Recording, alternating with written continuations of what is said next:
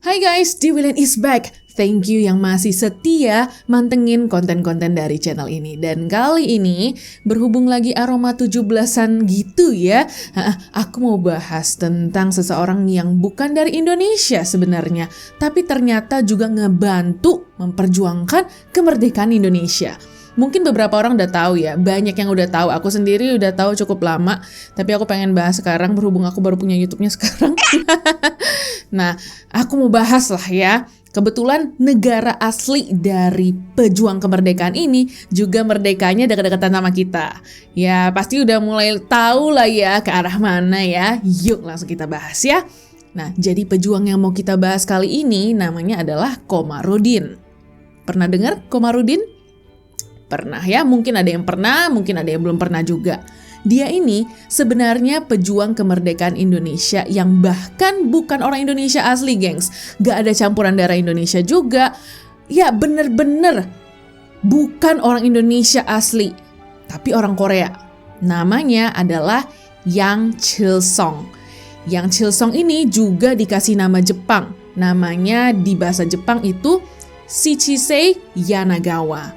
Nah, Yang Chil-song ini lahir di tanggal 29 Mei 1919 di Kabupaten Wonju, Provinsi Cholla. Awalnya si Yang Chil-song ini ditugasin sama pemerintah kolonial Jepang untuk jadi penjaga tawanan tentara sekutu atau istilahnya adalah Porokamsiwon di Bandung di tahun 1942. Waktu itu Korea dan Indonesia sama-sama lagi dijajah Jepang. Nah terus kan akhirnya di tanggal 14 Agustus 1945 Jepang ngaku nyerah gitu ya. Dan Perang Dunia Kedua pun dianggapnya berakhir gitu setelah Jepang menyerah. Di saat itu mayoritas tentara Jepang ya atau yang tentara-tentara yang memang suruhan dari Jepang itu pulang lagi ke negara mereka. Balik lagi. Tapi ternyata Yang Chil-song ini milih buat stay di Bandung dan ngambil nama Komarudin. Nah Belanda yang ngelihat, wih ada kesempatan nih, si Jepang udah cabut, udah kalah, masuk Indonesia lagi, gitu kan, satset gitu, was mau masuklah mereka ke Indonesia melalui Jawa gitu, mereka masuk ke Jawa. Tapi ternyata usaha Belanda yang mau nguasai Indonesia lagi dengan agresi militer ini bisa dibilang dapat penolakan yang kenceng banget dari Indonesia. Karena penduduk Indonesia ini ngerasa udah menang, ngerasa udah merdeka. Karena kan tanggal 17 Agustus udah diproklamasikan kan kemerdekaan ya. Padahal sebenarnya sih ya, memang katanya ya di tanggal 17 Agustus itu yang ngakuin Indonesia merdeka di tanggal itu tuh nggak banyak gitu. Ya nggak 100% negara-negara di dunia ini mengakui kalau misalkan Indonesia udah merdeka di tanggal 17 Agustus 1945 ini. Nah di masa ketika agresi militer Belanda ini, Yang Chil-song ini datang ke Garut bareng sama dua orang tentara Jepang dari Bandung juga nih. Yang namanya Hasegawa atau nama Indonesianya Abu Bakar dan Masahiro Aoki atau nama Indonesianya Usman. Dan mereka bertiga ini, Yang Chil-song, Hasegawa, dan Aoki, Masahiro Aoki, ini gabung masuk menjadi TNI atau Tentara Nasional Indonesia. Nah mereka ini sebenarnya bukan pejuang yang kaleng-kaleng yang asal-asal ditarik orang gitu, asal-asal ditarik Jepang gitu. Mereka ini ya kayak Yang Chil-song aja gitu, jago banget ngerakit ranjau, bisa ngerakit bom juga, udah gitu bisa bikin senjata perang juga. Nah terus dia juga punya kemampuan bahasa yang cukup oke nih, karena dia bisa bahasa Indonesia, bisa bahasa Jepang juga, dan pastinya bisa bahasa Korea lah ya.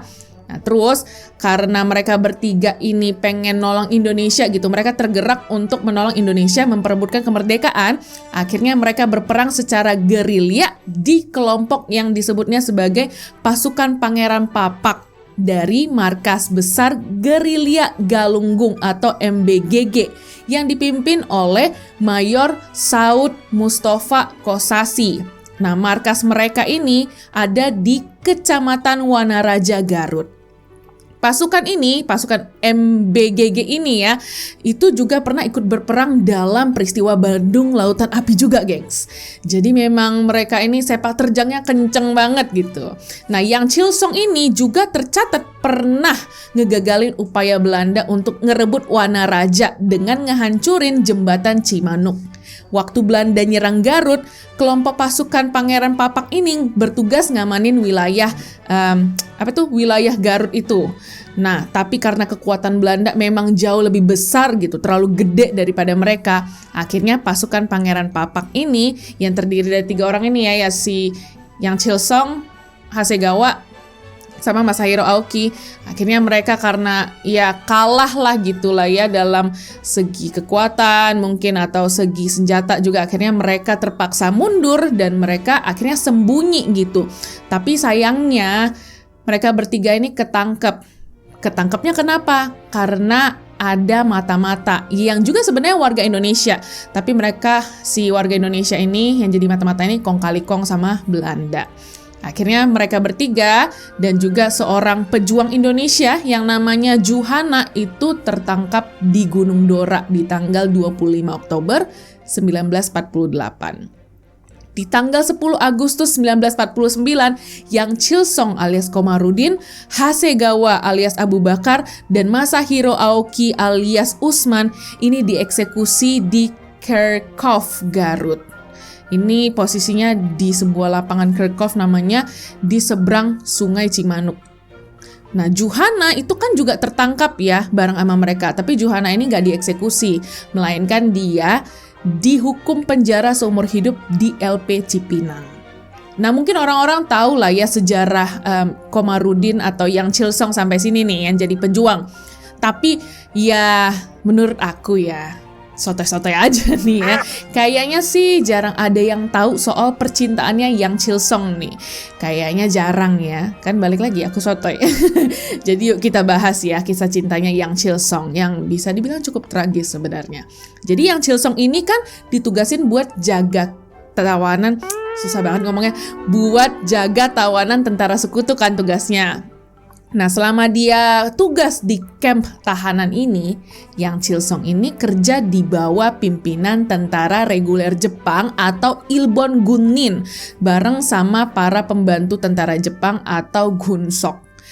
Nah, pas dia lagi jaga-jagain kamp tahanan gitu ya, adalah satu wanita yang dateng mulu ke kamp tahanan ini ya kan. Ternyata wanita ini selalu datang buat ngejenguk kakaknya yang waktu itu jadi tawanan tentara Jepang. Nah, ternyata Yang Chilsong ini yang selalu jaga di situ gitu, duduk ngeliatin gitu kan, ngeliatin cewek ini mondar-mandir terus, ngeliat lama-lama dia ngerasa kayak iya ada getaran cinta gitu, ada panah asmara gitu ya kan. Nah, ternyata wanita ini namanya adalah Lince Wenas. Terus karena Yang Chilsong ini benar-benar kesengsem gitu ya sama cewek ini, sama si Lince Wenas ini, akhirnya Yang Chilsong beraniin diri buat ngedeketin Lince ini. Dan akhirnya mereka berdua saling mendekatkan diri, walaupun sebenarnya mereka itu berada di situasi penjajahan yang sebenarnya mencekam banget gitu ya. Tapi mereka ya bertaburan asmara gitu ya, bertaburan bunga-bunga di masa itu karena mereka PDKT gitu istilahnya. Nah, setelah PDKT ya beberapa waktu gitu ya, akhirnya Yang Chilsong ini menikahi Lince Wenas dan ngejalanin kehidupan baru di Indonesia yang dia rasa kayak Indonesia ini udah kayak tanah airnya sendiri gitu. Nah, dari pernikahan mereka dikaruniain seorang anak laki-laki yang namanya Edi Jawan. Nah, tapi sayangnya kita tahu ya, Yang Chilsong ini hidupnya gak lama. Ketika dia dieksekusi itu umurnya baru 30 tahun. Dan waktu itu anaknya masih umur 1 tahun. Jadi si Edi Jawan ini umurnya baru 1 tahun ketika ayahnya Yang Chilsong itu meninggal. Waktu dieksekusi, Yang Chilsong ini pakai baju koko putih dan sarung merah. Udah gitu dia sempat teriak merdeka gitu sebelum akhirnya dia ditembak mati. Akhirnya jasad Yang Chilsong ini dimakamkan di TPU Pasir Pogor bareng sama Hasegawa dan Masahiro Aoki tadi. Terus di tahun 1975 makamnya Yang Chilsong ini dipindahin ke Taman Makam Pahlawan Tenjolaya Garut. Awalnya orang-orang tuh pada nggak tahu kalau misalnya dia orang Indonesia, gengs. Karena nisannya dia itu ditulisin kalau misalkan nama dia itu adalah si Chisei Yanagawa. Nah, jadi orang mikir kayak, ih, orang Jepang nih gitu ya kan. Tapi ternyata kelompok sipil Korea Selatan dan profesor Jepang itu berhasil ngungkap fakta nama aslinya di antara para pejuang Indonesia. Dan nemuin kalau misalkan ya dia itu warga Korea asli sebenarnya. Dan akhirnya di tanggal 19 Agustus 1995, di saat Indonesia merdeka 50 tahun gitu, kemerdekaan Indonesia yang ke-50, di tanggal 19 Agustus 95, pemerintah Indonesia bersama dengan perwakilan dari Korea Selatan akhirnya ngadain upacara penggantian nisan makam untuk mulihin nama Koreanya Yang Chilsong. Jadi akhirnya nama di nisannya yang awalnya Shichisei Yanagawa itu diganti jadi Yang Chilsong nama aslinya. Terus kalau misalkan teman-teman lihat gitu nisannya ya, ada tulisan Komarudin strip Yang Chilsong gitu. Terus udah gitu ada tulisan Korean, kok nggak bisa bahasa Inggris aku nih, Korean gitu. Jadi emang ditegasin bahwa dia orang Korea, nama aslinya adalah Yang Chilsong, tapi memang dia pakai nama Komarudin di Indonesia ini gitu. Nah, acara penggantian nisan makam Yang Chilsong ini juga dihadiri oleh adik kandungnya, yaitu Yang Namsu. Yang Namsu ini khusus datang ke Indonesia untuk ngeliat langsung penggantian batu nisan kakaknya yang gak pernah balik ke Korea. Mungkin dia mikir kayak kakaknya kemana gitu, gak balik-balik. Ya tapi akhirnya ya mungkin syukurlah ya dia bisa tahu ternyata ya kakaknya di Indonesia dan malah dianggap sebagai pahlawan gitu. Ya dia bangga lah ya. Nah, sampai saat ini gak banyak yang tahu sebenarnya tentang kehidupan Lince setelah kepergian Yang Chilsong.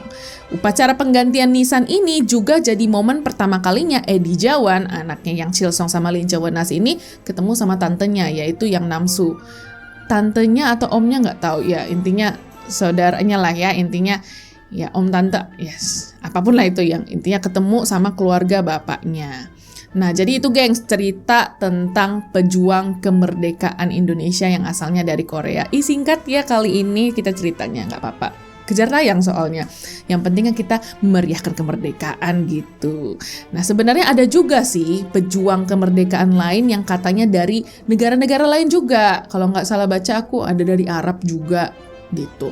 Nah, tapi memang yang cukup sering diekspos ya Yang Chilsong ini gitu. Ini juga jadi pengingat sekaligus ya teman-teman buat kita yang beneran masyarakat Indonesia gitu. Walaupun kita darah campuran lah gitu kan. Entah kita rasnya campur, entah Cindo kah atau apa tuh, Korindo kah gitu. Atau ya apalah gitu. Tetap aja kan kita masyarakat Indonesia gitu ya gengs. Kita jangan lupa sama negara kita sendiri. Bahkan ya kita harus ingat, warga negara lain aja gitu ngebantuin kita buat merdeka. Apalagi kita yang memang masyarakat Indonesia yang asli lahirnya di Indonesia gitu kan. Jadi kita tetap harus ingat sama negara kita. Dan juga gak lupa aku ucapin Dirgahayu Indonesia ke-78 tahun ya. Semoga makin sukses. Jaya, jaya, jaya. Terus juga jangan kebanyakan korupsi, jangan kebanyakan ketidakadilan. Dan semoga negara kita dipenuhi pemimpin-pemimpin dan pihak berwenang yang benar ya, yang benar kerjanya gitu. Dan juga buat masyarakat-masyarakatnya juga please bisalah kita jadi orang yang lebih waras gitu. Jangan nambah-nambahin kejelekan buat negara aja. Setidaknya kalau misalkan lu kagak bisa ngapa-ngapain, ya udah deh, rebahan aja. Bikin kerusuhan kan nggak mungkin gitu, karena lu rebahan kan. Lu rebahan, lu nggak bisa bikin kerusuhan. Tapi bisa sih bikin rusuh. Karena rumah bakal ribut kalau misalkan lu rebahan. Kayak, hey kenapa lu gak bantuin mak lu buat nyuci piring kayak gitu-gitu kan. Terus nanti pasti diomelin kayak, hello rebahan mulu, kapan cari kerjanya gitu-gitulah, banyaklah kejulitan orang ya. Ya gitulah ya. Ya udahlah segitu aja lah ya. See you on next episode. Bye.